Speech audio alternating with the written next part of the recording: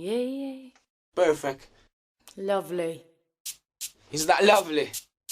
Pretty sexy. Baby, don't leave No, I me. won't. Something I always found funny that men preach in the philosophy, the red pill philosophy, is women are susceptible to groupthink. And you'll get where I'm going with this in about a few seconds here. But a lot of men tend to forget that. Or they'll preach something and forget this whole entire concept. And what I mean by that, of course, is how women are susceptible to groupthink is they'll complain about not wanting a woman to speak for them or speak on their plights or speak along the lines of that. And if you've ever noticed, women who do this tend to get more traction than men in the manosphere for the most part and tend to flourish the most. That's because a lot of the times women are actually watching their channels, or a lot of the people in the manosphere who complain about not wanting a woman to speak for a man, or a woman can't speak for a man's experiences, this, that, and the other, this, and the other, tend to be subscribed to these people. I'm not subscribed to none of the people, but like I've noticed a lot of people in the manosphere are, even though they talk shit on those people. But the thing that always like made me laugh about that, when you hear men say, well, a woman shouldn't speak on my experience, that sounds eerily familiar. Like the feminist movement. When they say, well, a man can't speak on a female's experiences. You literally just mimic the same thing that feminists did. You mimic the same rhetoric that feminists do. And this is the thing I've always found funny about the men. Like, okay, let her speak. Because of groupthink. Because of groupthink, more women will flock to her and listen to her.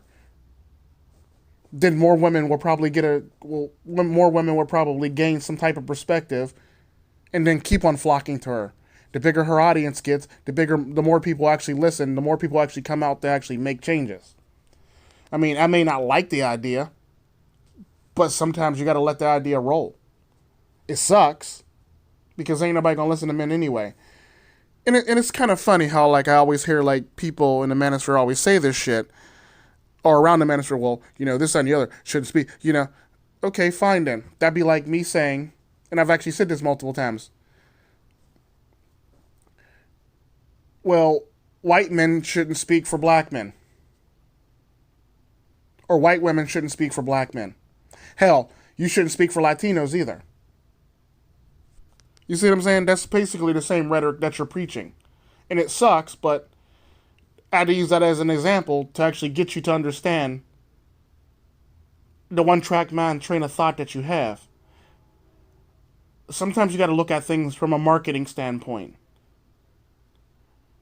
I don't like the idea, but the fact of the matter is, if they have a platform and they have a bigger platform than you, sometimes you got to let them run with it.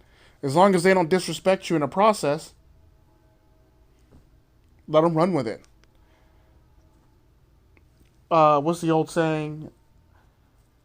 An enemy of my enemy is an ally, or enemy of an enemy is my friend. One of those two. But yeah, it's, for the most part, that's exactly how you have to look at it. Because at the end of the day,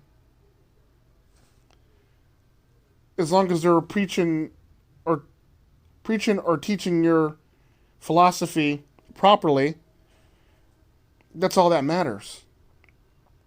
That is all that matters. And they can actually break the ground that you're not able to break. It's sad, but it's also the reality that we live in today. And a lot of people forget that. And that bothers me.